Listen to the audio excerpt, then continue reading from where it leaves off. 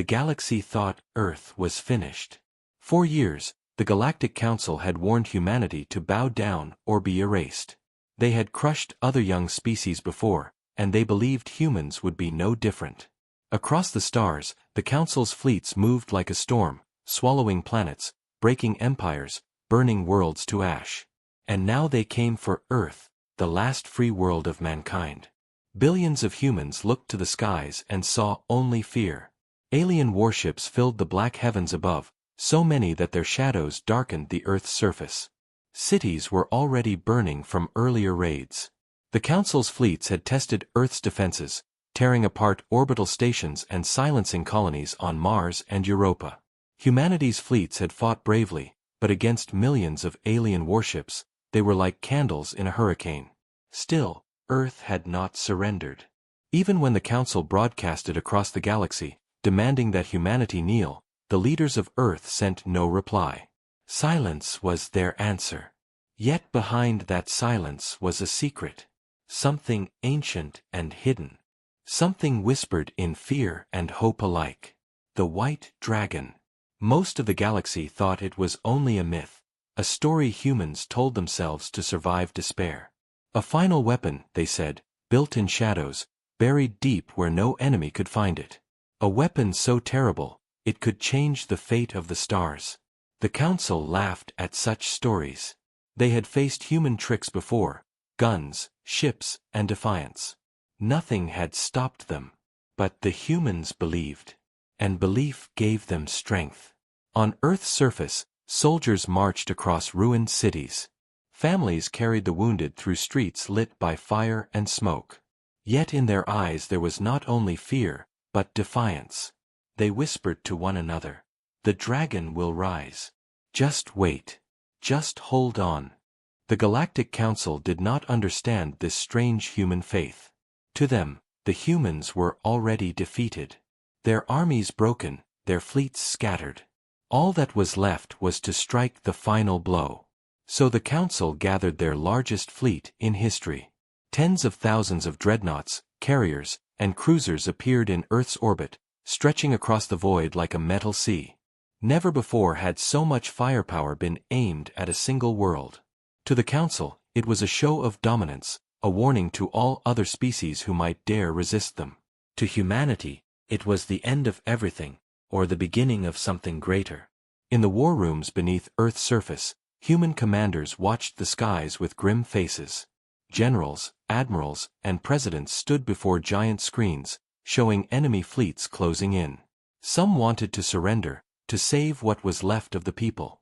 But others, hardened by years of war, spoke of the dragon. "It is time," one said. "If we wait longer, there will be no Earth left to save." The order was debated, argued, nearly torn apart by fear and doubt. No one truly knew what the White Dragon was capable of. Some said it was not even finished. Some said it could destroy Earth itself if unleashed too soon. Yet as the alien fleets prepared their bombardment, humanity had no choice. In the deepest part of Antarctica, beneath layers of ice older than civilization, machines stirred. Caverns carved by human hands opened for the first time in a century. Energy surged through underground tunnels, humming with unnatural light. Soldiers guarded the site with their lives, even as alien saboteurs hunted for its location. Above, the sky grew darker as the Council's fleet began to charge their weapons. The people of Earth felt the air tremble with invisible pressure. Something was coming. Across the planet, humanity gathered around screens, radios, and speakers, waiting for an announcement, a sign, anything.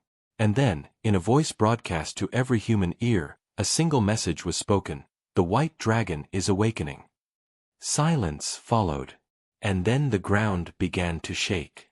In Antarctica, the ice split open with thunder that echoed across continents. Towers of steam and fire erupted into the frozen sky. Machines that had slept for 100 years roared to life. The Earth itself seemed to groan, as if a giant was rising from its grave. Deep underground, engineers and scientists watched in awe and terror as ancient systems activated. Lights flashed red. Energy levels climbed beyond anything human eyes had ever recorded. The white dragon was real. And it was waking. Above Earth, the Galactic Council fleets paused for only a moment. Their commanders dismissed the strange signals as desperate tricks. "Fire on the cities," they ordered. "Erase them all." Weapons charged. Beams of energy glowed brighter than suns. The end seemed only seconds away. But before the first shot could fall, a sound rose from beneath the planet. Not a sound of metal or fire, but something deeper, something alive. A roar. Low at first, then rising, until it shook the very sky. Across the world, humans raised their heads and listened in silence. Across the fleets of the Council, alien soldiers froze as their sensors screamed warnings. The roar of the white dragon had begun. And with it, the galaxy's nightmare was about to be born. The roar echoed across Earth like thunder rolling from the heart of the planet. For one long moment the world stood still, as if holding its breath. Children stopped crying, soldiers froze on broken battlefields, and even the alien fleets above hesitated. Something ancient had awakened. The roar was not mechanical, not a simple alarm of human machines. It was deeper, stronger, alive. It shook oceans and cracked mountains, and for the first time in the war, fear did not belong to humanity, it belonged to the galaxy. The white dragon was real. Beneath the frozen land of Antarctica, where no army could reach, a cavern of impossible scale opened its jaws. Inside lay the weapon humanity had hidden for 100 years, a weapon whispered about but never seen. It was not like the Council's dreadnoughts or carriers. It was not built in the image of any alien war machine.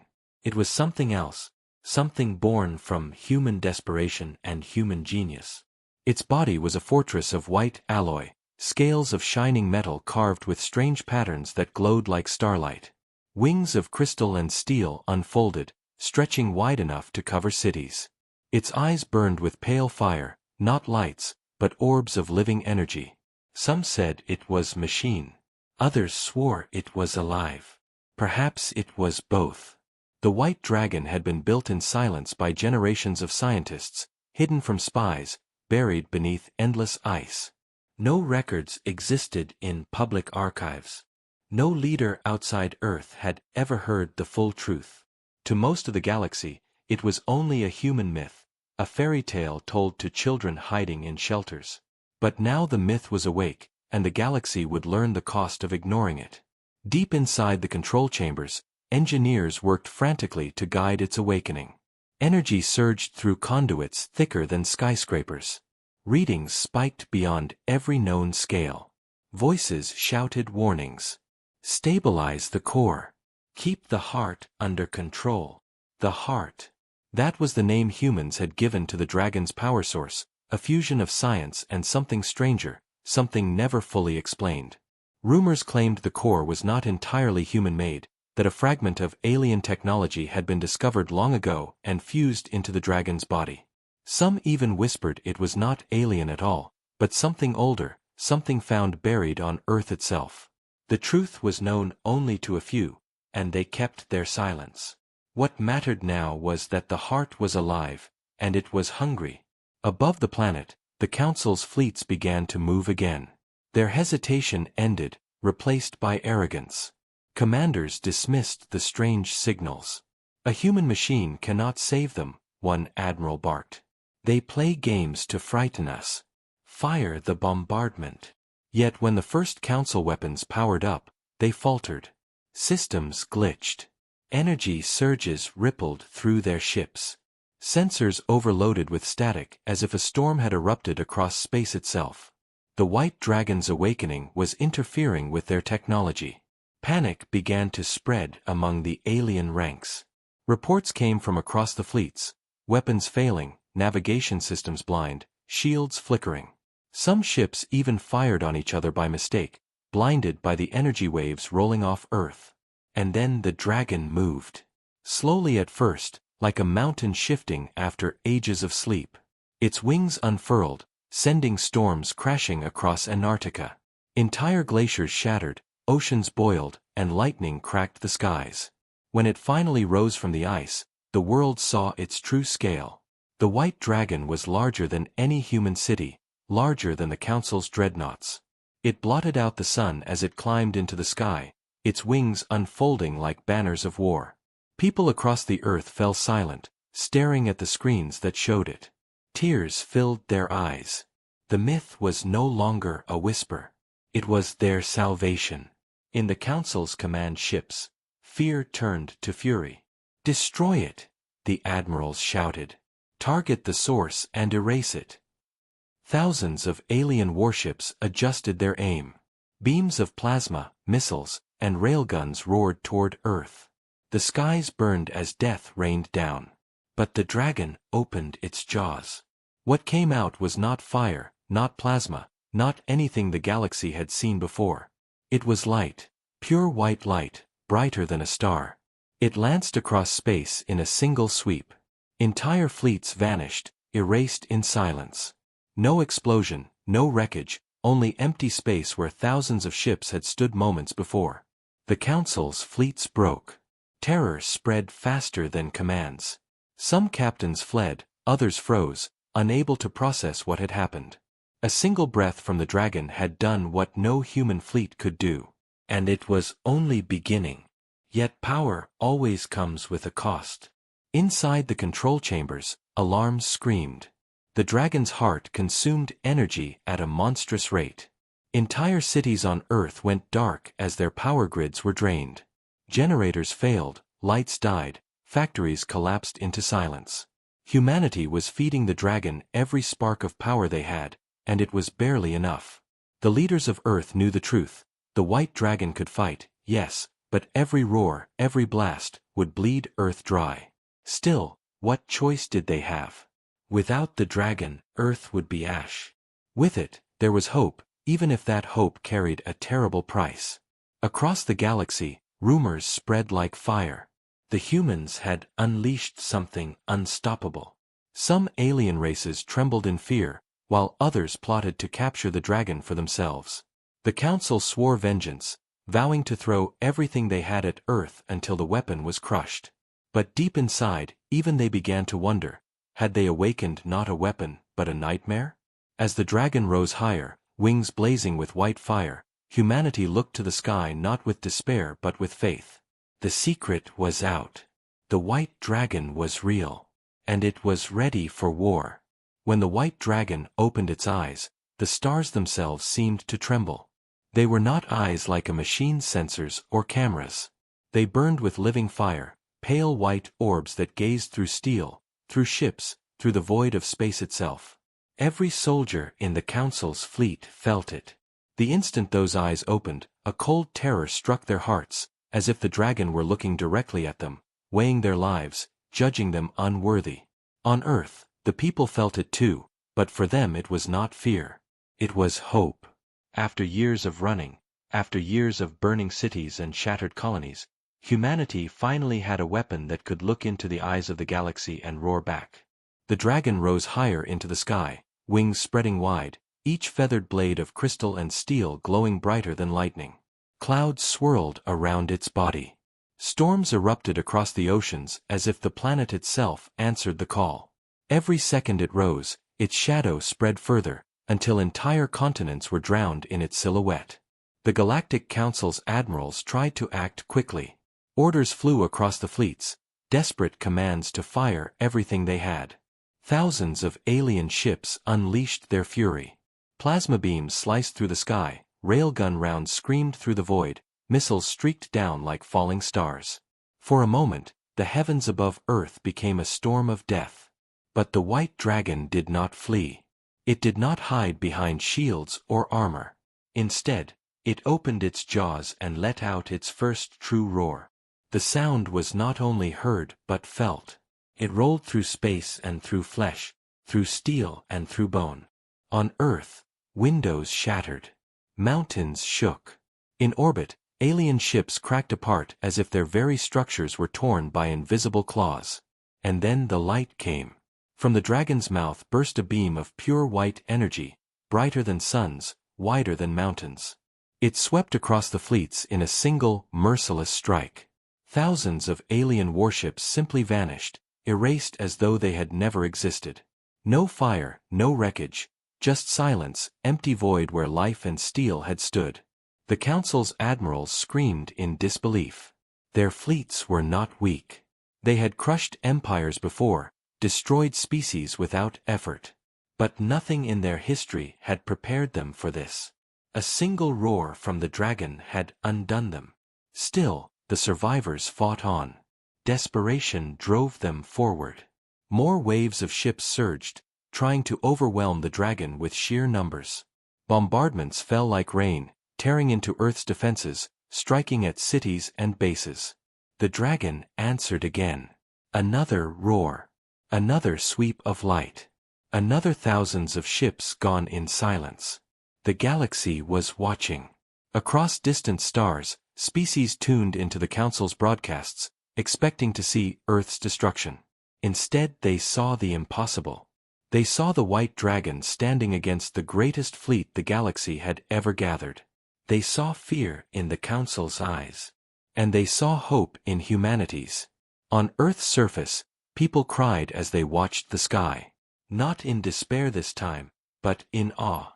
For the first time in generations, they were not the hunted. They were not the prey. They were the species that had given birth to the white dragon, and in its roar they heard their own defiance. Yet inside the control chambers deep beneath Antarctica, the truth was far less glorious. Alarms blared. Energy levels fell dangerously low. Entire nations were shutting down their power grids, feeding every spark into the dragon's heart. Cities lay dark. Homes were silent. Humanity was sacrificing everything to keep the dragon alive. Engineers shouted warnings. The core is unstable. Too much output. But the commanders had no choice. If the dragon stopped now, the fleets above would burn Earth to ash. Better to risk the core than to die in silence. The dragon seemed to understand. It spread its wings, engines roaring like the fury of gods, and charged upward into space. Alien ships scattered before it, their formations breaking apart in panic. Some tried to flee. Others turned to fight. But none could match its speed. None could withstand its power. A third roar thundered across the stars, tearing another fleet into nothingness. The Council's commanders began to fear what they had unleashed. It cannot be stopped, one whispered. It is not a machine. It is a monster. But they still had numbers. More fleets jumped into the system, endless waves pouring from hyperspace gates. They would drown Earth in fire, even if it cost them millions of ships. Humanity braced for the storm. The dragon hung in the void, wings glowing with white fire, energy crackling across its scales. Each movement shook the heavens, each roar broke fleets apart. But deep inside, its heart was weakening. Engineers screamed as power reserves plunged. The dragon was mighty, but not endless. Every roar cost more than Earth could give. And still the enemy came. The people of Earth prayed. Some prayed for strength, some for victory, some simply for one more day of survival. Above, the dragon roared again, refusing to yield, refusing to let the galaxy break its creators. It did not matter how many came. It would fight. It would burn. It would make the galaxy remember. And as the battle raged on, one truth spread across the stars. Humanity had unleashed its final weapon. The white dragon had roared, and the galaxy would never be the same. The galaxy had seen war before. Empires had risen and fallen. Fleets had clashed across star systems, and worlds had burned in silence. But never had the galaxy seen anything like the white dragon. Its roars were still echoing in the minds of billions, carried by broadcasts, carried by rumor, carried by fear. In one night, the greatest fleet the Galactic Council had ever assembled had been torn apart. Thousands of ships erased in seconds, admirals broken, soldiers fleeing. To the humans it was hope. To the galaxy it was terror. On distant worlds, alien civilians gathered around screens and listened to the whispers. They spoke the name of the white dragon as if it were a curse, or a prophecy.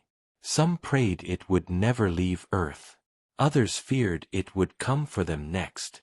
The Council tried to hide the truth, But truth spreads faster than lies. Fragments of the battle leaked into the networks. A single image of the dragon rising from Antarctica spread across 100 systems. The silhouette of its wings, brighter than fire, became etched into memory. To some, it looked like salvation. To others, it looked like the end of everything. In the council's chambers, panic ruled. The leaders argued, shouted, blamed one another. How had the humans built such a thing? How had spies failed to report it? Was it even human technology, or something older, something beyond them all? No answer came. Only fear. Some leaders demanded retreat, to leave Earth alone before more fleets were lost. But the majority rejected the idea. To retreat was to show weakness, and weakness was death in the council. They ruled by fear, and fear must never be theirs. So they declared war beyond war. Every fleet, every soldier, every resource would be thrown at Earth. They would crush humanity so completely that no trace of the dragon would remain. Across the stars, orders were sent. Distant armadas turned their course towards Sol. Shipyards worked without rest, forging new war machines. Planets stripped their minds bare, feeding the endless hunger of the war effort. The council would not stop until the dragon was destroyed. On Earth, humanity prepared for the storm. Every man, woman, and child was part of the defense.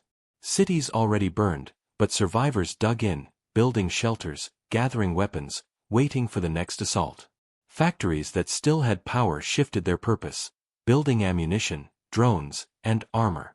Soldiers trained in the ruins, their eyes fixed on the sky, knowing the next battle would decide everything. Yet while the people prepared, so too did the white dragon. It hung in orbit now, a guardian of Earth, wings stretched wide across the void. Sensors from every alien fleet watched it, measuring its movements, searching for weakness. None were found. It did not move like a machine. It moved like a living being, a predator waiting for its prey. Inside its heart, power still burned, but the cost had been terrible. Half the planet lay in darkness. Entire nations had gone silent to feed it. The leaders of Earth knew the truth. The dragon could not fight forever. Every roar drained them. Every blast was paid for in blood, sweat, and sacrifice. But still they chose to fight. They had no other choice. Across the galaxy, smaller empires began to whisper. Some wondered if perhaps humanity could win. Others wondered if perhaps the dragon could be stolen. Schemes were born in secret chambers. Envoys planned missions not to fight Earth, but to capture the dragon and turn it into their own weapon. None understood what it truly was. None understood that it was more than a machine. Back in the council, a new strategy formed. They would not send a single fleet. They would send everything. They would choke Earth in fire until nothing was left but ash. It would not matter how many ships they lost. Victory demanded sacrifice, and the council would pay any price. And so the largest invasion in galactic history began to gather. Fleets converged from every corner of council space. Dreadnoughts larger than cities, carriers filled with endless drones, cruisers armed with weapons designed to tear planets apart. The void near Earth grew heavy with their presence. Stars themselves seemed to dim under the weight of so many engines. The humans saw it. They counted the fleets. They knew what was coming. But they did not surrender. Instead they turned to the dragon once more. Engineers worked without rest, trying to stabilize the core, trying to stretch every last drop of power. Soldiers pledged their lives to protect its heart. Families whispered prayers to it, calling it guardian, calling it savior, calling it the spirit of humanity itself. The dragon did not speak. It only waited. Its wings glowed brighter, its eyes burned deeper. And though it was silent, its presence was enough. Humanity was not alone anymore. The galaxy watched. Entire civilizations held their breath, wondering who would survive. Would the council crush the humans with endless fire, or would the white dragon shatter the galaxy again? In the dark corners of space, where whispers carry louder than screams, one truth spread: the balance of power had shifted. the galaxy would never be the same again. Every roar of the white dragon came with a price, and Earth was paying it. The galaxy only saw the battles, the fleets vanishing into white fire, the fear spreading across systems. But inside Earth, deep in the shadows of darkened cities, the true cost was clear. Entire nations had gone dark. Power grids collapsed one by one, their energy siphoned into the dragon's heart. Families lived without light, factories without machines, hospitals without power. People cooked with fire in the ruins of modern cities, while their last electricity was sent into the veins of the dragon. Humanity had become a world of sacrifice, and still they endured, because they knew that without the dragon they were already dead. In Antarctica, the control chambers glowed with the burning light of the dragon's core. Engineers worked without sleep, their faces pale from exhaustion. They watched numbers climb and fall, the readouts screaming of danger. The dragon's heart consumed more than Earth could give, but somehow it kept roaring, each time stronger, each time tearing apart fleets that should have crushed them. "We cannot hold this pace," one scientist whispered. "At this rate, Earth itself will collapse." But the commanders only shook their heads. They had no choice. The invasion had begun. The Council had sent everything. From the skies poured fleets so massive they blotted out stars. From the void came endless waves of soldiers, drones, and machines of war. Never before had a single world faced such an army. And yet the humans stood their ground, because behind them was the dragon. Each time the fleets closed in, the dragon rose, its wings glowing like suns, its roar splitting the heavens. The white fire swept through space, erasing enemies by the thousands. But each roar left Earth weaker. Cities fell into silence. Crops withered in the fields without power to feed them. Water systems broke down, leaving people to drink from rivers and rain. Still they did not complain. They whispered to one another that this was the price of freedom. Better to starve in darkness than to kneel in chains. The Council, however, had learned something. They watched the dragon carefully. They saw how it moved, how it roared, and how after each strike there was a delay. They saw the lights of Earth fading, entire continents blacking out after each battle. They began to understand that the dragon was mighty but not endless. Its strength was tied to Earth itself. If Earth's power was broken, so too would the dragon fall. And so they formed a plan. Their fleets would no longer attack recklessly. Instead they spread out, targeting power plants, energy stations, and underground lines. They would cut the dragon's veins until its heart was empty. Soon the skies over Earth burned with precision strikes. Power stations exploded in fire. Nuclear plants vanished under bombardments. Massive orbital collectors were shattered into debris.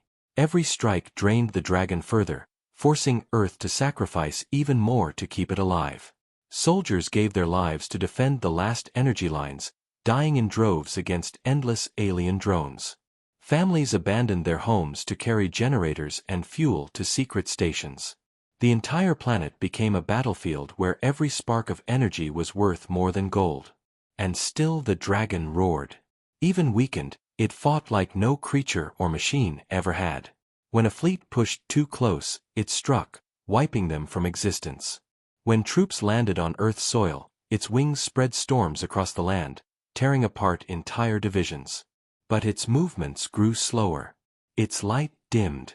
The commanders of Earth knew the truth. The dragon was dying. They argued deep in the bunkers. Some said they must find a way to recharge it fully, even if it meant destroying the planet's last resources. Others argued they should rest it, hide it, let humanity fight on its own for a time.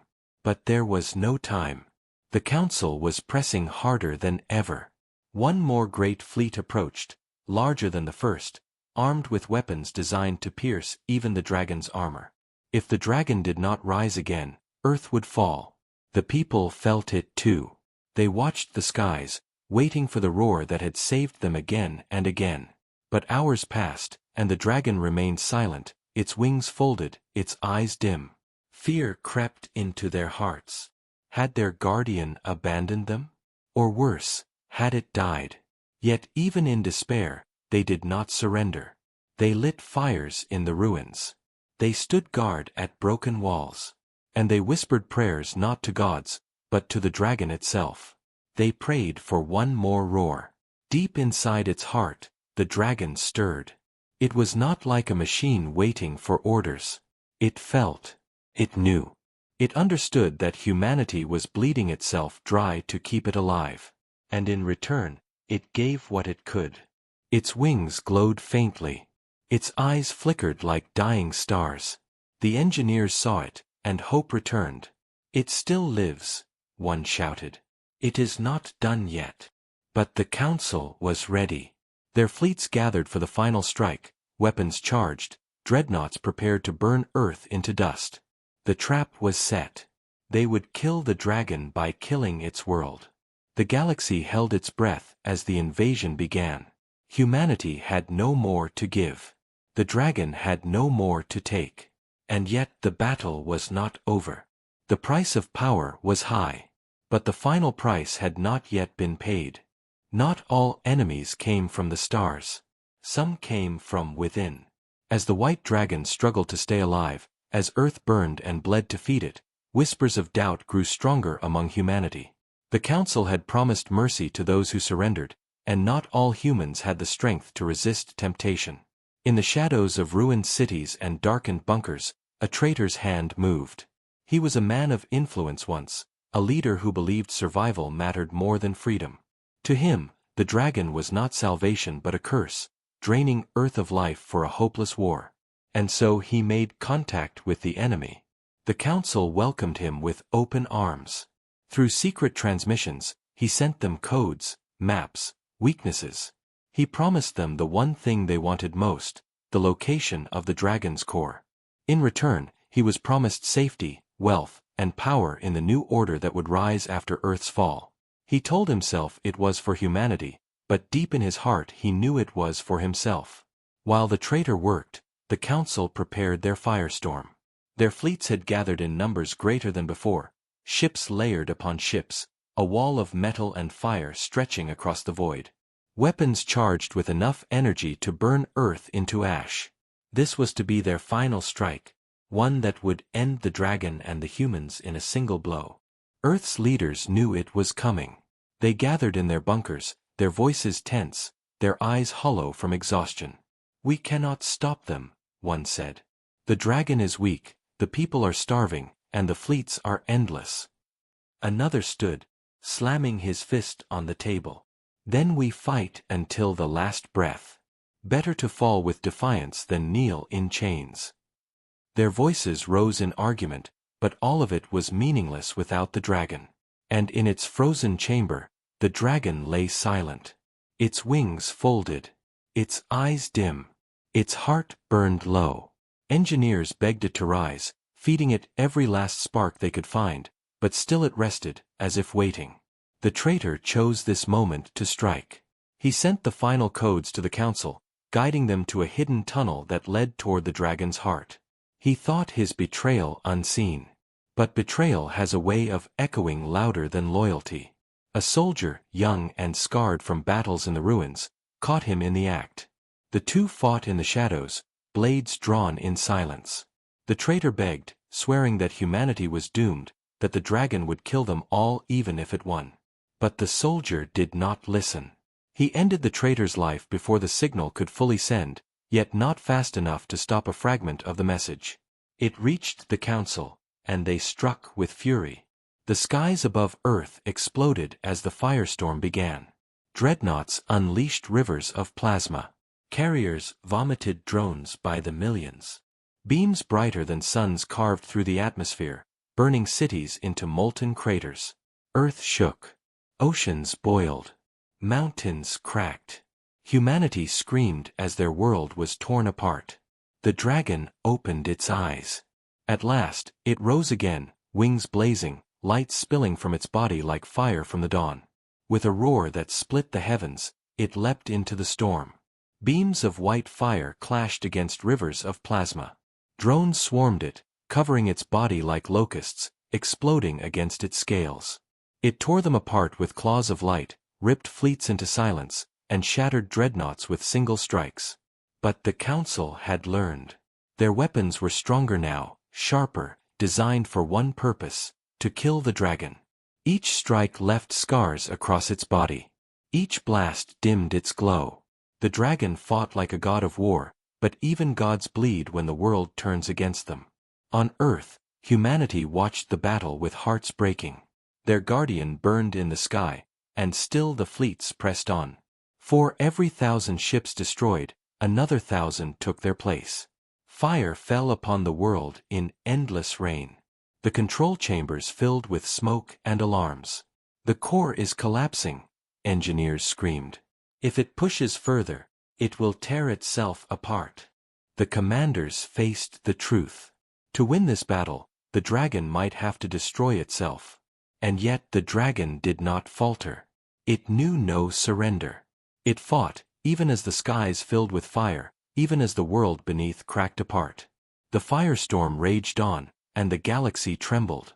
By the end of the battle, nothing would remain the same.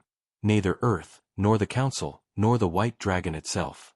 The war ended in fire, but its echoes would never fade. When the White Dragon released its final roar, the galaxy itself seemed to fall silent. Its wings burned with white fire, its eyes glowed brighter than suns, and its voice shook the heavens. Entire fleets vanished into nothingness. Dreadnoughts split apart. Carriers exploded in fireballs that lit the void. The Council's armada, the greatest war machine ever assembled, crumbled like dust before the storm.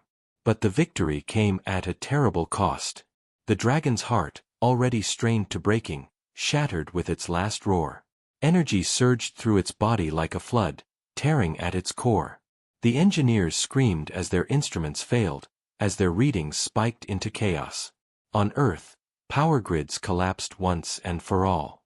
Darkness fell across continents. Cities lay silent, their lights gone forever. Humanity had given everything, and the dragon had given more. As the fleets of the Council died, so too did the dragon fall. Its wings folded. Its body burned. It drifted through the void, a star collapsing into silence. Humanity cried out, watching their savior fade. Some reached to the sky as if their hands could hold it. Others fell to their knees in despair. But even as the dragon dimmed, its final act had already changed everything. The Council was broken. Its fleets were destroyed. Its fear-driven rule shattered. Across the galaxy, oppressed species rose in defiance, their chains breaking as news of the Council's defeat spread. Planets that had suffered under their rule for centuries saw a chance for freedom. The galaxy had trembled before the Council, but now it trembled before Earth. For the first time, humanity was not the hunted. They were the power that had shattered an empire. Yet on Earth itself, there was little celebration. The world was in ruins. Cities lay in ashes, oceans poisoned, skies filled with smoke. Billions were dead, and those who survived lived in darkness, struggling for water, for food, for shelter. Victory had come, but the price was unbearable. Still, they endured. They looked to the stars and whispered the name of the White Dragon, not with sorrow, but with pride. Their guardian had saved them, even if it had burned itself away to do it. Rumors spread across the galaxy. Some said the dragon was gone, destroyed by its final roar. Others claimed it had not died, only slept, drifting into the void to heal. In the far corners of space, where sensors sometimes glitched and lights flickered for no reason, whispers rose that the dragon still watched, waiting for the day humanity would need it again. The Council's leaders, what few remained, vanished into the shadows.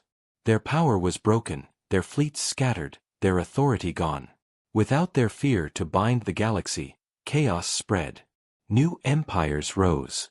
Old enemies fought for control. But none forgot the image of the White Dragon standing against the storm, burning fleets into silence with a single roar. In time, it became more than a weapon. It became a legend. Songs were sung of the dragon that shook the stars. Children on distant worlds whispered its name with awe and fear. Some saw it as a monster. Others saw it as a savior. For humanity, it was both. The dragon had cost them nearly everything, but it had given them freedom. It had shown the galaxy that humans were not prey, not weak, not broken. They were the children of Earth, and in their darkest hour they had unleashed a weapon that made the stars tremble.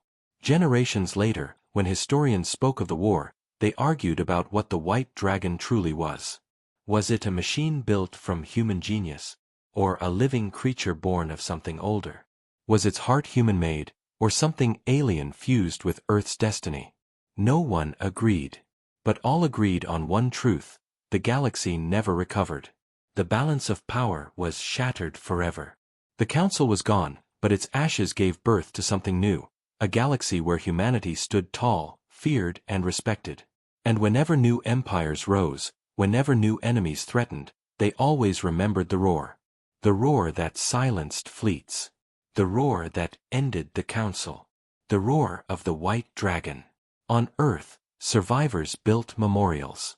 They carved statues into the ruins, not of generals or leaders, but of the dragon itself. Its wings spread wide, its eyes blazing in stone, watching over the broken cities like it had watched over them in battle. People placed offerings at its feet, not out of worship, but out of gratitude. They did not forget the price. They did not forget the fire. They did not forget the legend. In the end, the white dragon became more than Earth's final weapon. It became the symbol of what humanity was capable of when pushed to the edge. The galaxy had demanded Earth's surrender. Humanity's answer had shaken the stars. And though the dragon's body was gone, its spirit lived on in every human heart. Because the galaxy thought humanity was weak. But the day the white dragon roared, the galaxy never recovered.